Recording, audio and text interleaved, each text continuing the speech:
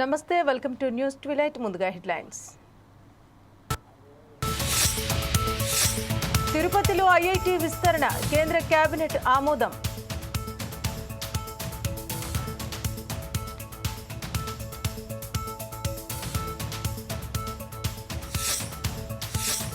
కేంద్ర మంత్రి బండి సంజయ్కు శ్రీధర్ బాబు ఫోన్, సరస్వతి పుష్కరాలకు రావాలని ఆహ్వానం.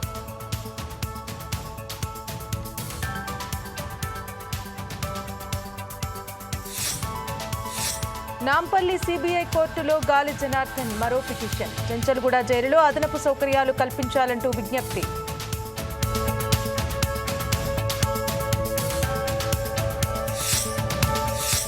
రాష్ట్రపతితో త్రివిధ దళాధిపతులు భేటీ, పోరాట పటిమను అభినందించిన ముర్ము.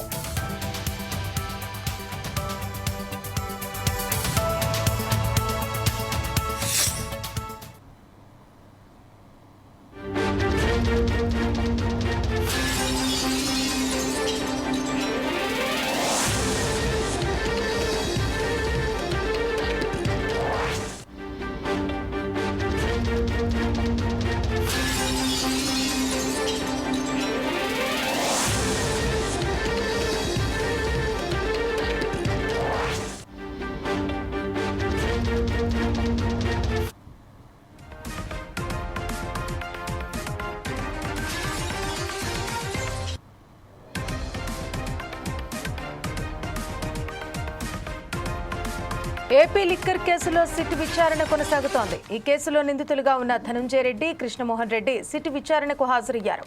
కొంతకాలంగా అజ్ఞాతంలో వీరిద్దరూ సిట్ విచారణకు రావడంతో అధికారులు ప్రశ్నిస్తున్నారు.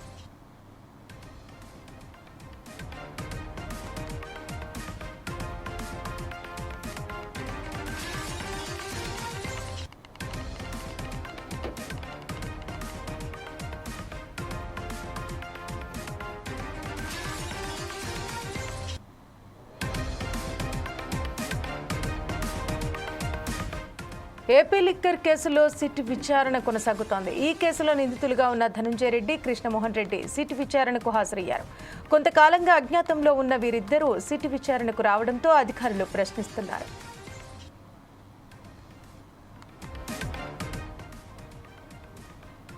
ఇక దీనికి సంబంధించి మరిన్ని వివరాలు మా ఇన్పుట్ ఎడిటర్ శ్రీనివాస్ అందిస్తారు. శ్రీనివాస్, చెప్పండి, ఢిల్లీ లిక్కర్ స్కామ్ కేసు గురించి. గత కొద్ది రోజులుగా విచారణ కోసం ఎదురు చూస్తున్నారు.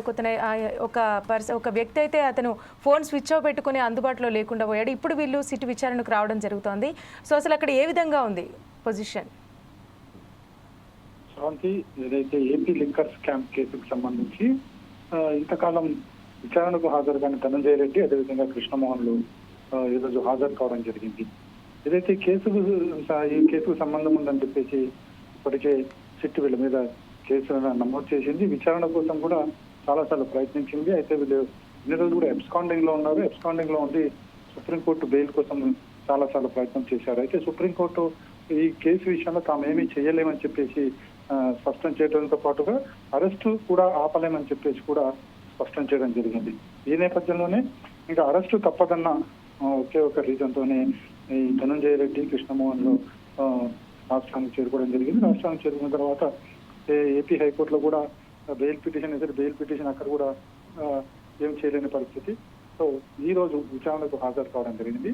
ఈ రోజు విచారణలో ఏపీ లిక్కర్ స్కామ్ కు సంబంధించి ఈ విధి విధానం, ఏదైతే లిక్కర్ పాలసీ ఎవరు రూపొందించారు, ఇందులో ఎవరెవరి ప్రమేయం ఉంది, అదేవిధంగా లిక్కర్ కు సంబంధించి ఏదైతే డబ్బు విదేశాలకు వెళ్ళి మళ్ళీ తిరిగి దేశానికి చేరుకుందనే ఆరోపణలు వచ్చిన నేపథ్యంలో ఇందులో ఎంతవరకు వాస్తవము, అదేవిధంగా ఈ కేసుకు సంబంధించి ఇన్వాల్వ్మెంట్ ఎవరెవరు అనేది ప్రధానంగా వీళ్ళని క్వశ్చన్ చేయడం జరిగింది. ఇది మనం చూస్తున్నాం. ముందు నుంచి కూడా ఈ కేసుకు సంబంధించి రాజ్ కసిరెడ్డిని కూడా అరెస్ట్ చేయడం జరిగింది, విచారణ చేయడం జరిగింది. అదేవిధంగా విజయసాయి రెడ్డిని విచారించడం జరిగింది, మిథున్ రెడ్డిని విచారించడం జరిగింది. ఇప్పుడు వీళ్ళని కూడా విచారిస్తున్నారు. బహుశా సిట్ విషయంలో ఈరోజు ఏమేమి ప్రశ్నలు వేశారో ప్రశ్నలకు సంబంధించి ఏం సమాధానాలు వచ్చాయో కూడా చూడాలి. ఈ సమాధానం బట్టి ఇంకెవరికైనా నోటీస్ ఇస్తారా అనేది కూడా చూడాల్సి ఉంటుంది. అయితే ప్రధానంగా ఏపీ రాజకీయాల్లో వినిపిస్తున్నది మాజీ ముఖ్యమంత్రి వైసీపీ అధినేత జగన్మోహన్ రెడ్డిని చుట్టే ఈ కేసును కావాలని తీసుకొచ్చి చేస్తున్నారు. జగన్మోహన్ రెడ్డిని ఇందులో ఇరికిచ్చే ప్రయత్నం జరుగుతుందని చెప్పేసి స్వయంగా వైసీపీ నేతలు చెప్తున్నారు. అసలు ఆంధ్రప్రదేశ్ రాజకీయాల్లో కూడా ఈ తరహా వ్యాఖ్యలు వినిపిస్తున్నాయి. Sravanthi, thank you Srinivas.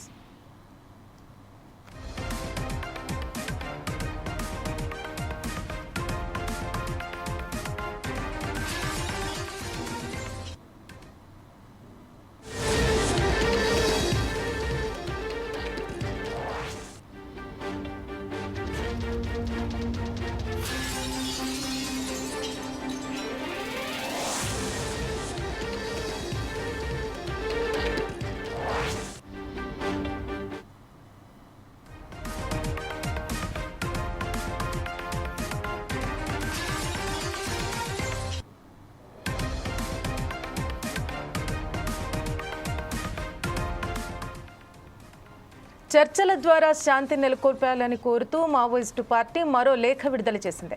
భారత కమ్యూనిస్టు పార్టీ కేంద్ర కమిటీ ప్రతినిధి అభయ్ పేరుతో లేఖ విడుదల చేశారు. శాంతియుత సంభాషణల ద్వారా ప్రజా సమస్యలను పరిష్కరించడానికి తాము పార్టీ ఎల్లప్పుడూ సిద్ధంగా ఉంటుందని లేఖలో పేర్కొన్నారు. మోదీ ప్రభుత్వం దీనికి అనుకూలంగా ఉందో లేదో స్పష్టం చేయాలంటూ విజ్ఞప్తి చేశారు. ప్రజా సమస్యలను పరిష్కరించడానికి ఆపరేషన్ కగార్ను ఆపడానికి ముందుకు రండి అంటూ లేఖ ద్వారా పిలుపునిచ్చారు.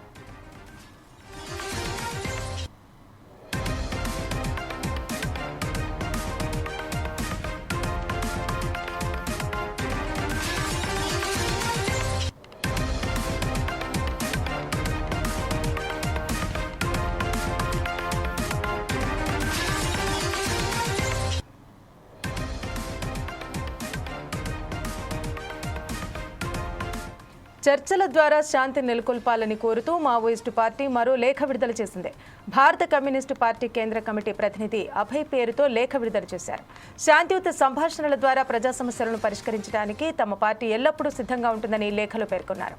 మోదీ ప్రభుత్వం దీనికి అనుకూలంగా ఉందో లేదో స్పష్టం చేయాలంటూ విజ్ఞప్తి చేశారు. ప్రజా సమస్యలను పరిష్కరించడానికి ఆపరేషన్ కగార్ను ఆపడానికి ముందుకు రండి అంటూ లేఖ ద్వారా పిలుపునిచ్చారు. ఇక దీనికి సంబంధించి మరిన్ని వివరాలు తెలపడానికి మా ప్రతినిధి సుధాకర్ ఫోన్ ద్వారా అందిస్తారు. సుధాకర్, చెప్పండి, ఇదివరకు కూడా శాంతి చర్చలకు రావాలంటూ ఒక లేఖ రాయడం జరిగింది, దానికి ఎటువంటి రెస్పాండ్ లేదు, ఇప్పుడు మళ్ళీ లేఖ రాశారు. ఒకసారి దీనికి సంబంధించి పూర్తి వివరాలు తెలపండి. యశ్రావంతి 2026 మార్చి నాటికి నక్సల్స్ రహిత దేశంగా లక్ష్యంతో మాత్రమే కేంద్ర ప్రభుత్వం ఆపరేషన్ కగార్ని చేపట్టింది. ఇందులో భాగంగానే మావోయిస్టుల కంచుకోట అయిన కర్రెగుట్టం సైతం బద్దలు కొట్టు కేంద్ర సాయుధ బలగాలు ముందుకెళ్తున్నాయి. ఆపరేషన్ కగార్లో భాగంగా ఇప్పటికే సుమారు 100ల సంఖ్యలో మావోయిస్టులు మరణించారు. ఈ క్రమంలో చర్చల ద్వారా శాంతి నెలకొల్పాలని కోరుతూ మాత్రం మావోయిస్టు పార్టీ మరొక లేఖ విడుదల చేసింది.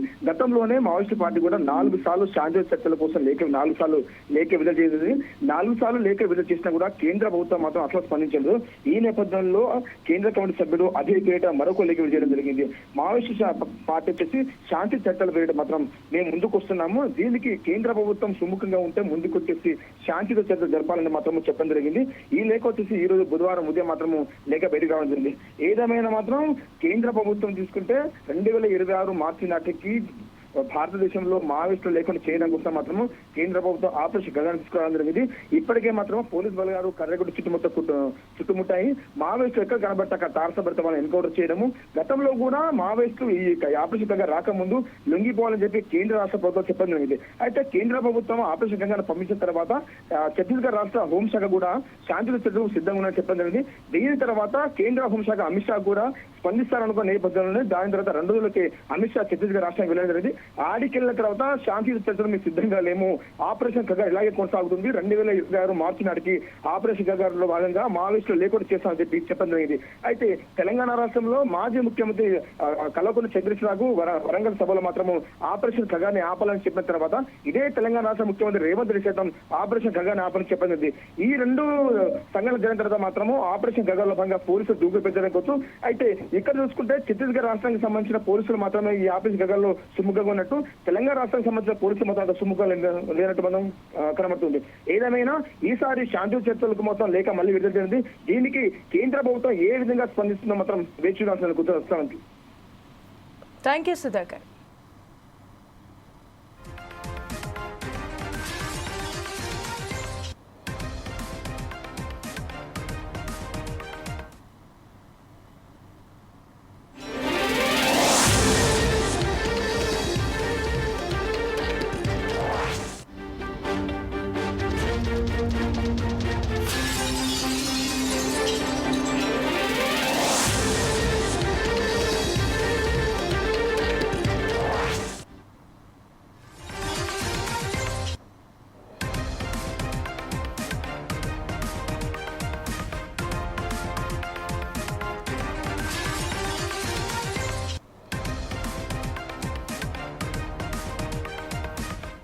ప్రధానమంత్రి నరేంద్ర మోదీ అధ్యక్షతన జరిగిన కేంద్ర కేబినెట్ సమావేశంలో కీలక నిర్ణయాలు తీసుకుంది.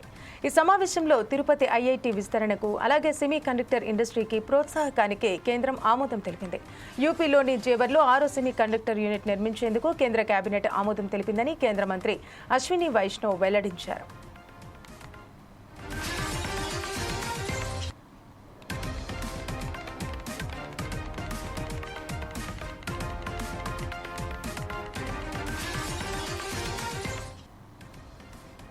ప్రధానమంత్రి నరేంద్ర మోదీ అధ్యక్షతన జరిగిన కేంద్ర కేబినెట్ సమావేశంలో కీలక నిర్ణయాలు తీసుకున్నారు. ఈ సమావేశంలో తిరుపతి ఐఐటి విస్తరణకు అలాగే సెమీ కండక్టర్ ఇండస్ట్రీకి ప్రోత్సాహకానికి కేంద్రం ఆమోదం తెలిపింది. యూపీలోని జేవర్లో 6వ సెమీ కండక్టర్ యూనిట్ నిర్మించేందుకు కేంద్ర కేబినెట్ ఆమోదం తెలిపిందని కేంద్ర మంత్రి అశ్విని వైష్ణవ్ వెల్లడించారు.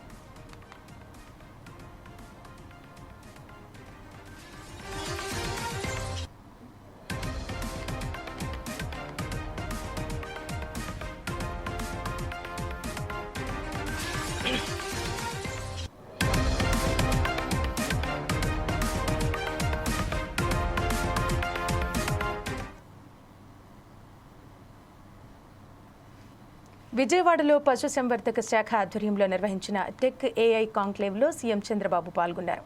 ఈ సందర్భంగా యువత ఏఐని సద్వినియోగం చేసుకుంటూ ముందుకు పోవాలంటూ ముఖ్యమంత్రి సూచించారు.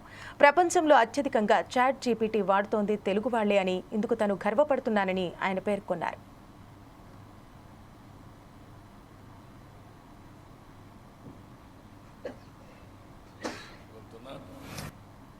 నేను ఎప్పుడొచ్చిన టెక్నాలజీ గురించి మాట్లాడుతూ ఉంటాను. టెక్నాలజీ మాట్లాడకపోతే నా మీటింగ్ కూడా కంప్లీట్ కాదు. ఎందుకంటే మీలో అవేర్నెస్ రావాలి. దానికి నేను గర్వంగా చెప్పగలుగుతున్నా. ఈరోజు చాట్ జీపీటీ ఎక్కువ వాడే వాళ్ళు ఎవరున్నారంటే ఇండియన్స్, అందులో ఎక్కువ ఎవరున్నారంటే తెలుగు వాళ్ళు ఉన్నారు. దీనికి గర్వపడుతున్నారని చెప్పి మళ్ళీ తెలియజేస్తున్నా. ఏ కూడా అడాప్ట్ చేసుకుంటున్నాం. అందుకే ఈరోజు చూస్తే నేను వస్తానే రియల్ టైం గవర్నెన్స్ దీనికి ప్రాధాన్యత ఇచ్చాను. అన్ని డిపార్ట్మెంట్ డేటా అంతా తీసుకొస్తున్నాం. ఈరోజు ఆధార్ ఉంది. It is a game changer. ఇప్పుడు మీరందరూ ఇక్కడికి వచ్చారు.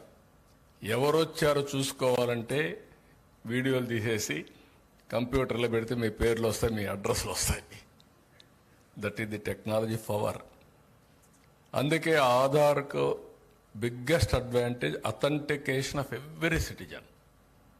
ఆంధ్రప్రదేశ్లో 5,20,00,000 మంది, 5,05,00,000 మంది దాకా ఉన్నారు. అందరినీ ఆధార్ అథెంటికేషన్ చేశాం. ఇండల్లో ఉండే చిన్న పిల్లలు కూడా, పుట్టిన పిల్లలు కూడా చైల్డ్ ఆధార్ పెట్టేశాం. ఇంకా 5 ఏళ్ళు అవుతానే రెగ్యులర్ ఆధార్ వచ్చేస్తుంది. ఇంకొక్క వ్యక్తి కూడా ఆంధ్రప్రదేశ్లో ఇల్లీగల్ మైగ్రేషన్లు కానీ ఆధార్ లేకుండా ఉండే అవకాశం లేదు. రెండోది, ఆ ఇంట్లో ఎంతమంది ఉన్నారో ఆ 5 మందో 6 మందో ఒక ఇల్లు తీసుకొస్తున్నాం. ఆ ఇల్లు ఎక్కడుందో జియో ట్యాగింగ్ చేస్తున్నాం. రేపు ఎప్పుడన్నా వరదలు వస్తే, లేకుంటే ఎప్పుడన్నా విపత్తు వస్తే నేను మెడిసిన్ పంపించాలంటే కంప్యూటరైజ్ చేసి డ్రోన్ ద్వారా ఆ ఇంటి పైన పంపించి మీకు ఫోన్ చేసి చెప్పే పరిస్థితికి వస్తున్నాం. It is possible in technology. అదే సమయంలో అన్ని డిపార్ట్మెంట్లో ఇంటిగ్రేట్ చేసి రాష్ట్ర ప్రభుత్వం, కేంద్ర ప్రభుత్వం ఇచ్చే వెల్ఫేర్ అంతా బుక్ చేస్తున్నాం. సో దట్ ఏ ఫ్యామిలీకి ఎంత ఇస్తున్నాం, ఇంకా ఏమేం చేయాలి ఆ ఫ్యామిలీకి, ప్రతి ఒక్క కుటుంబానికి మెరుగైన జీవన ప్రమాణాలు రావాలంటే ఏం చేయాలనో ఈ ఎక్సర్సైజ్ కూడా చేస్తున్నాం. నేను ఎప్పుడొచ్చిన టెక్నాలజీ గురించి మాట్లాడుతూ ఉంటాను. టెక్నాలజీ మాట్లాడకపోతే నా మీటింగ్ కూడా కంప్లీట్ కాదు. ఎందుకంటే మీలో అవేర్నెస్ రావాలి. దానికి నేను గర్వంగా చెప్పగలుగుతున్నా.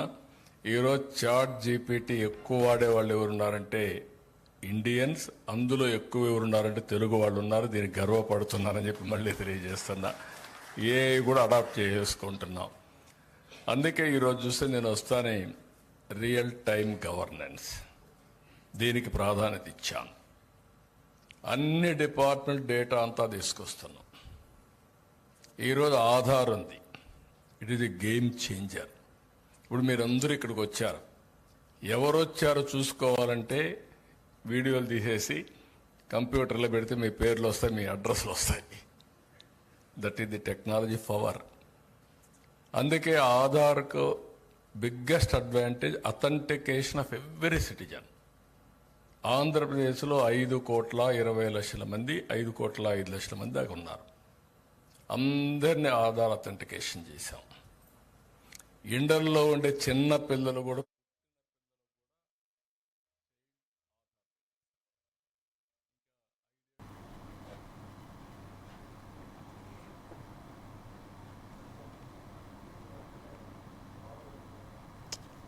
ఇదే జన్మనా?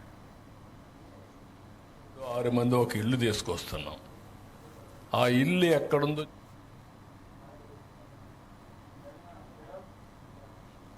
కేంద్ర కేబినెట్ కీలక నిర్ణయం తీసుకుంది. మరో సెమీ కండక్టర్ యూనిట్ ఏర్పాటుకు ఆమోదం తెలిపింది. 3,706 కోట్ల రూపాయలతో యూనిట్ ఏర్పాటు చేయనుంది. ఈ యూనిట్తో 2,000 మందికి ఉపాధి కలుగనుంది. కొత్త చిప్ యూనిట్ కూడా కేబినెట్కు ఆమోదముద్ర వేసింది. సెమీ కండక్టర్ల రంగాన్ని ప్రోత్సహించాలని నిర్ణయం తీసుకున్నట్టు కేంద్ర మంత్రి అశ్విని వైష్ణవ్ తెలిపారు. ఈ సాంకేతికతపై దాదాపు 70 స్టార్టప్లు పనిచేస్తున్నాయని ఆయన వెల్లడించారు. కొత్త విద్యా విధానం ద్వారా అకాడమిక్ విద్య, పరిశ్రమల అనుసంధానానికి అవకాశాలు ఉన్నాయని అన్నారు. 5 सेमीकंडक्टर जो भारत का छठा सेमीकंडक्टर यूनिट बनेगा वो जेवर उत्तर प्रदेश में बन रहा है, उसको अप्रूव किया है. आप सब जानते हो कि अब तक 5 सेमीकंडक्टर के यूनिट्स इंडिया सेमीकंडक्टर मिशन के तहत अप्रूव होने के बाद में बहुत तेज़ी से उसमें कंस्ट्रक्शन चल रहा है उन 5 में, और एक का प्रोडक्शन इस वर्ष 2025 से स्टार्ट हो जाएगा. उसी कड़ी में एक और बहुत ही एडवांस्ड यूनिट है जो कि HCL आप जानते हैं, हिंदुस्तान कंप्यूटर्स लिमिटेड, जो बहुत लंबे टाइम से भारत की एक हार्डवेयर में बड़ी कंपनी रही है. पीसी, लैपटॉप, कई चीज़ें इनकी मैन्युफैक्चरर कई वर्षों तक रही और आज भी है. वो और फॉक्सकॉन जो दुनिया का सबसे बड़ा इलेक्ट्रॉनिक्स मैन्युफैक्चरर है, उन दोनों का जॉइंट वेंचर है. इस जॉइंट वेंचर में this joint venture will manufacture display driver chips. यानी कोई भी डिस्प्ले हो, फॉर एग्जांपल आपके सामने एक लैपटॉप है, लैपटॉप का डिस्प्ले यानी उसकी स्क्रीन है, उस स्क्रीन का जो ड्राइवर होता है, उस स्क्रीन को ड्राइव करने वाला, यानी उस स्क्रीन में क्या दिखेगा, किस पॉइंट पे क्या दिखेगा, कौन सा पिक्सल अप होना चाहिए, कौन सा पिक्सल डाउन होना चाहिए, किस में कितनी इंटेंसिटी होनी चाहिए, उसके लिए एक ड्राइवर यूनिट होता है पीछे. तो डिस्प्ले को ड्राइव करने वाला जो यूनिट होता है उसको डिस्प्ले ड्राइवर बोलते हैं. तो डिस्प्ले ड्राइवर की चिप्स इस प्लांट में बनेगी, और ये देश की रिक्वायरमेंट भी बहुत बड़ी है, क्योंकि देश में इलेक्ट्रॉनिक्स मैन्युफैक्चरिंग जिस तेज़ी के साथ बढ़ी है अभी पिछले 10 वर्षों में 5 गुने से ज़्यादा इलेक्ट्रॉनिक्स मैन्युफैक्चरिंग हुई है, उसके चलते डिस्प्ले की डिमांड भी बढ़ती जा रही है. तो डिस्प्ले का एक कोर फंक्शन होता है डिस्प्ले के ड्राइवर की chip. So display driver chip is one of the key components in the entire display assembly. The display driver chip drives the display, makes sure that whatever has to be displayed is given in the right format to the display, so that then it can be displayed, it can be shown, it can be visualized. ये plant लगेगा, इसमें 20,000 wafer per month की capacity होगी, और जो chips इससे बन के निकलेगी उसकी कैपेसिटी है 36 million chips per month, which is 3.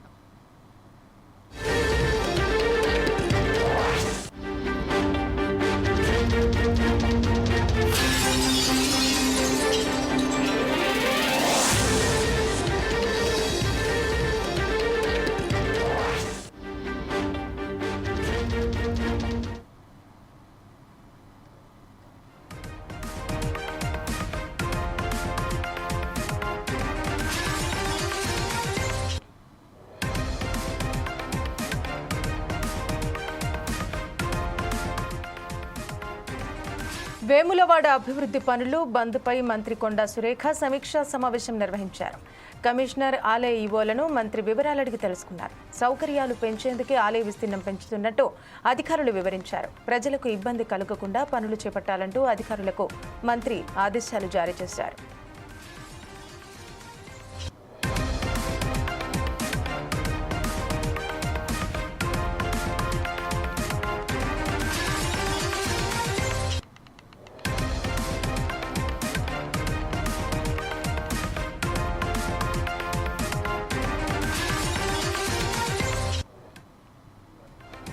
Vemulawada అభివృద్ధి పనులు బంద్పై మంత్రి కొండా సురేఖ సమీక్షా సమావేశం నిర్వహించారు.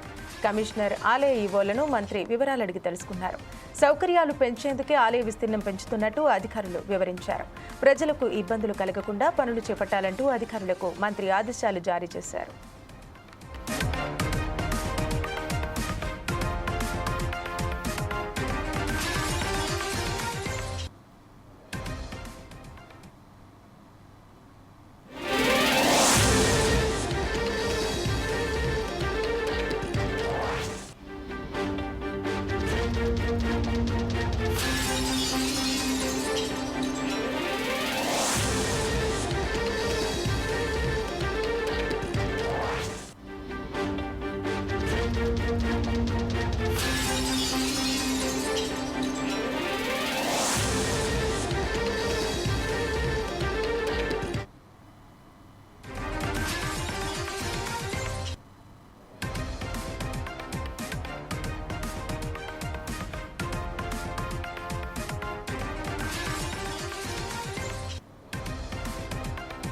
దేశంలో ఉన్న కమ్యూనిస్టులు ప్రస్తుతం డైలాగులతో కాలక్షేపం చేస్తున్నారని, దేశానికి ఏమైనా సాకారం చేసేది లేదని బీజేపీ ఎమ్మెల్సీ సోము వీర్రాజు ఆరోపించారు. కమ్యూనిస్టులు దేశంలో కుహానా లౌకికవాదాలను ప్రోత్సహించి భారతదేశానికి నష్టం చేకూర్చే ప్రయత్నం చేస్తున్నారంటూ ఆయన తెలిపారు. అమెరికా ఒక మార్కెటింగ్ కంపెనీగా మారిందని, అమెరికా మాటలను మనం వినాల్సిన అవసరం లేదని ఆయన స్పష్టం చేశారు. యుద్ధానికి వెనకడుగు వేసే ప్రసక్తే లేదంటూ తేల్చి చెప్పారు.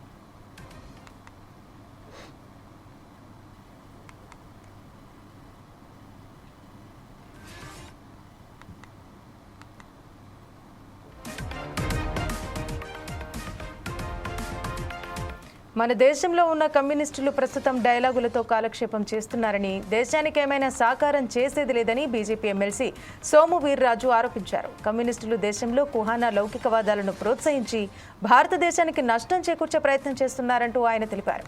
అమెరికా ఒక మార్కెటింగ్ కంపెనీగా మారిందని, అమెరికా మాటలను మనం వినాల్సిన అవసరం లేదని ఆయన స్పష్టం చేశారు. యుద్ధానికి వెనకడుగు వేసే ప్రసక్తే లేదంటూ తేల్చి చెప్పారు.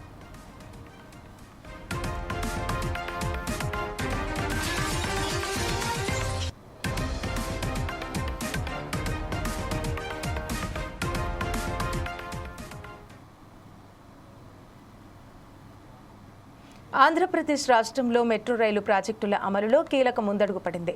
మెట్రో రైలు కార్పొరేషన్ ఎండీ రామకృష్ణారెడ్డి పలు విదేశీ బ్యాంకుల ప్రతినిధులతో భేటీ అయ్యారు. తక్కువ వడ్డీకి రుణమిచ్చే బ్యాంకులతో సంప్రదింపులు చేశారు. ఈ సమావేశంలో KFW, AFT, ADB, NDB, AIIB, JICA, ప్రపంచ బ్యాంకు ప్రతినిధులు హాజరయ్యారు. ఈ సందర్భంగా విజయవాడలో ప్రతిపాదిత మెట్రో కారిడార్లను పరిశీలించారు. విశాఖపట్నం మెట్రో రైలు ప్రాజెక్టుకు 6,100 కోట్లు, విజయవాడ మెట్రో ప్రాజెక్టుకు 5,900 కోట్ల రుణాన్ని సమీకరించాలని నిర్ణయించారు.